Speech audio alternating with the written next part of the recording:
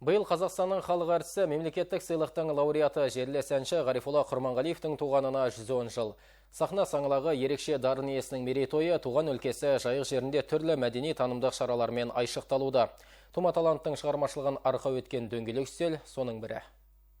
Ғарифолла Құрманғалиев қазақ мәдениетіне өшпесте із қалдырған біртуар дарын иесі. Ол кең тынысты әннің асқан шебері мұхиттың ізін үзбей жалғастырды. Осылайша дәстүрлі өнердің қаймағы бұзылмаған дәуірдің үнін бізге бәз қалпында жеткізе білді. Дөңгелек үстел барысында жиналғандар абыздың саф алтындай мұрасын сөз етіп, естеліктер айтты. Анау 65 жылдан бастап Алматыда эстрада цирк студиясы деп ашылған, қазір Елебеков атындағы колледж деп аталады. Сонда ең бірінші ашылғанда, ең бірінші бізге сабақ берген адам.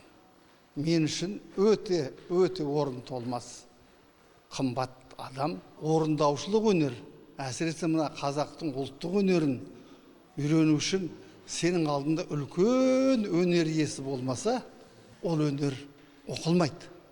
Ғарифолла Құрманғалиев Батыс ән мектебінің көрнекті өкілі ғана емес, ол қазақ операсының қалыптасуына да айтарлықтай үлес қосқан. Оның қуатты да айқын дауысы Қыз жібектегі Шегенің, Ер тарғындағы Сақан батырдың, Біржан салдағы Естайдың және Абайдағы Нарымбеттің рөлін орындады. Үкілі домбыраның үнімен ұштасқан қоңыр дауысын алталаш қана емес, Қытай, Италия, Иран елдері де тамсанып тыңдайтын. Ғарифолла Құрманғалиевтің тек қазақ ғана емес, түрік әлемі музыкасының дамуына қосқан үлесі зор деп есептеймін. Ол сонау 15 ғасырдан бастап Италия әншілері ән айтуда қолданған әдіс тәсілді меңгерген. Ал мұндай мысалдар айта берсе қаншама. Сондықтан оның осына ұлық өнерді өрістетудегі орны туралы кейінгі ұрпаққа жеткізу парыз. Жезтаңдай әншінің шығармашылығын дәріптеген шара тұңғыш президент алаңындағы амфитеатрда жалғасты. Ұстазының мерейтойына жан-жақтан жиылған шәкірттермен кейінгі толқын бір сахнада ән салып, көпшіліктің құлақ құрышын қандырды.